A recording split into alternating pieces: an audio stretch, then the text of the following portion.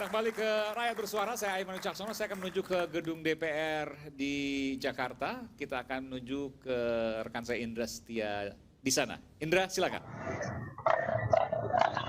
Ya, Iman dan juga pemirsa dapat kami informasikan bahwa 10 menit yang lalu di tempat ini sangat ramai oleh para demonstran saat itu berkumpul pada tadi siang pukul 13 waktu Indonesia Barat. Namun sudah malam hari dia sempat melakukan buka bersama dan juga melakukan aktivitas sholat maghrib berjamaah. Namun di pukul tepatnya pada pukul 8.30 tadi malam para aksi dilakukan negosiasi, namun untuk mundur karena memang durasi atau menyampaikan aspirasi seharusnya pada pukul terakhir ada 18.00.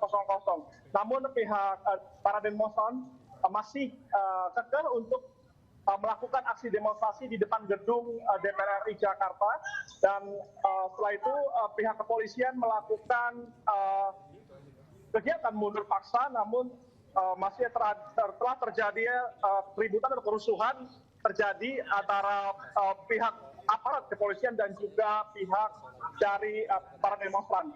Dan memang para demonstran ini melakukan aksi pertahanan untuk bertahan, untuk melakukan aksi demonstrasi di depan gedung DPR ini, yang mana adanya salah satu anggota yang diamankan oleh pihak berwajib karena dinilai sebagai provokator.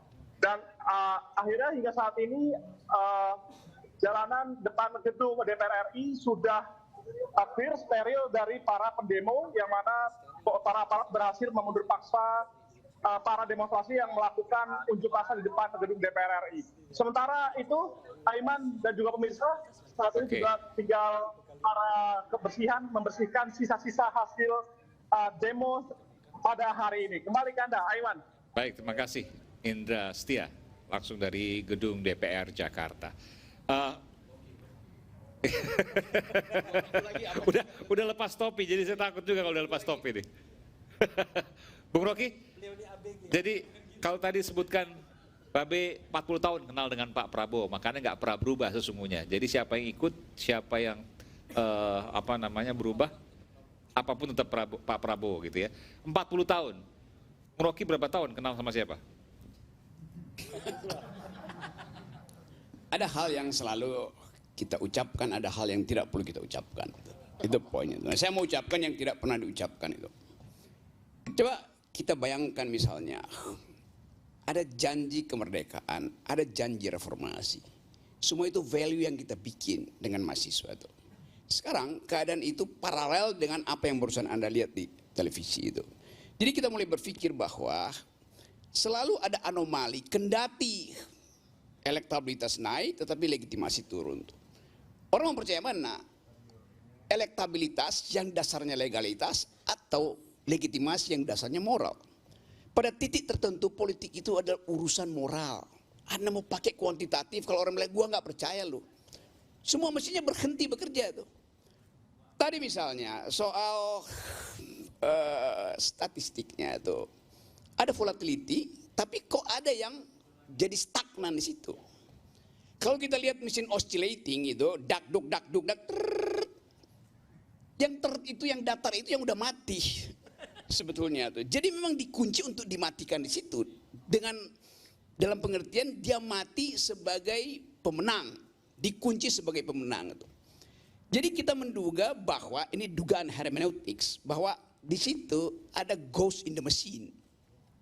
Ada iblis, ada setan, ada hantu di dalam mesin. Kita sebut aja ini sebagai hantu. Tetap kita duga ada anomali, karena nggak biasa dalam statistik volatility itu paling kenceng dia ya di kisaran skala 24 minus. Ini tiba-tiba 76, 71, oke. Ya.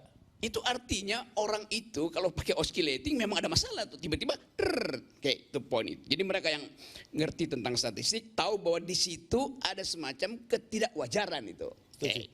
Pemeriksaannya di mana? Ya di dalam metode statistiknya sendiri itu, bukan dengan argumentasi. Biarin aja itu soal. Anomali kedua, 58% Pak Prabowo dapat suara, 62% minta hak angket. Coba bayangkan coba. Anda percaya yang mana? Ya kita percaya 58%, oke. Tapi kalau yang percaya 62%, bagaimana caranya tuh? Jadi keadaan itu juga ada anomali juga di situ tuh. Nah, supaya anomali itu kita bisa terangkan, maka jangan pakai teorinya saudara Noel, karena dia bilang semua polisi adalah maling. Bener kan? You bilang begitu kan? Oke. Politisi. Semua polisi adalah maling. You bilang tadi. Cuman Coba pakai. Politisi. saya mau pakai parametermu untuk menerangkan, kalau pakai logikamu maka semua polisi adalah maling. Tidak. Nah, enggak. Enggak. Oh, Karena pelapornya adalah Logikamu culas. itu jadinya absurd karena Anda mesti konsisten bilang semua polisi adalah maling. Karena hanya maling yang mampu untuk menangkap dan menuduh maling. Yang berhak menangkap maling adalah polisi, maka polisi adalah maling. Nangkap nggak poin itu? itu logika yang salah, itu enggak. Yang salah soal logika siapa? Logikamu. Enggak, logikanya begini dong. Hanya maling yang mengerti bagaimana mencuri, bukan yang menangkap maling. Gitu dong Om Rocky, itu Sekarang, salah. Oke, berarti Itu logika polisi yang adalah salah dong. pencuri gitu. Tidak dong. Lah bagaimana? Dia nuduh si maling itu pencuri. Dia menangkap itu dasar bukti. Oke. Bukan atas asumsi. Yung bilang Gitu. tadi, semua orang yang menuduh kecurangan pembuat curang. Oke? Yang menuduh hari ini curang berwatak culas. Oke, sampai di situ stop ya. Gitu. Sekarang saya terangkan akibatnya tuh. Logikanya saya lanjutkan itu.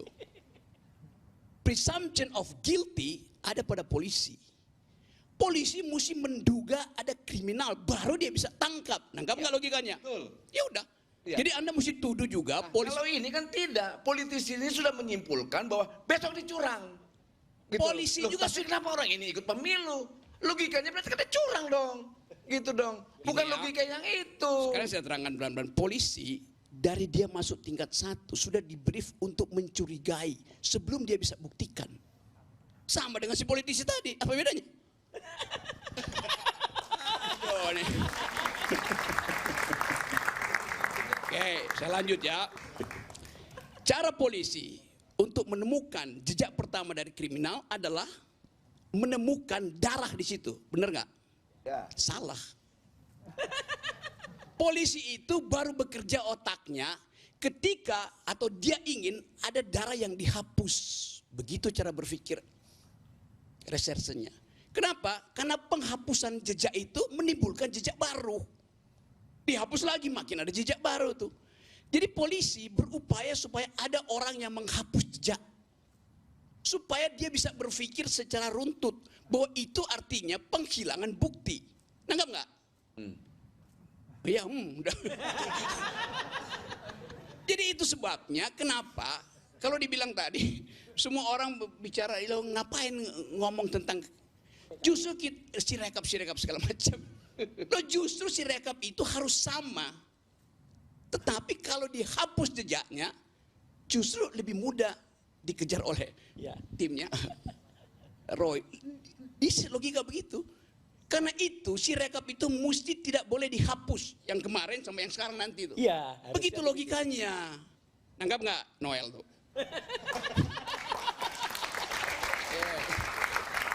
Sekarang saya Noel mau sampaikan sesuatu, silakan.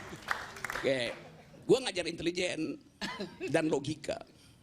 Tapi ya nggak apa-apa, apapun lah ya, apa yang disampaikan Bung Rocky. Ya udah soal- bukan Benar, apapun, benar. memang cuma Kenapa? itu, nggak ada apapun di situ. Apapun saya benar apa yang disampaikan. Enggak Ya, pasti juga, lah. nggak ada Benar benarnya. juga. Oke, silakan. Udah lah, udah, stop aja. Karena kan kita punya juga standar logika yang bisa kita gunakan. Nggak ada Tapi standar biarkan logika itu cuma logika yang satu, nggak ada digunakan standar Bung Rocky. lain-lain. Tapi standar yang kita miliki hari ini faktanya bahwa Prabowo secara moral dan punya legitimasi dia sebagai Ya udah, pemenang. itu bukan itu saya Orang mau mau- bicara tentang curang, orang mau bicara tentang apa terserah. Kita tetap tersenyum, kita tidak akan melakukan apapun, bahwa kita adalah the winner. Udah bagus, Mau udah Rocky mau bilang diam apa, diam, terserah udah gue udah tahu tuh. Gitu.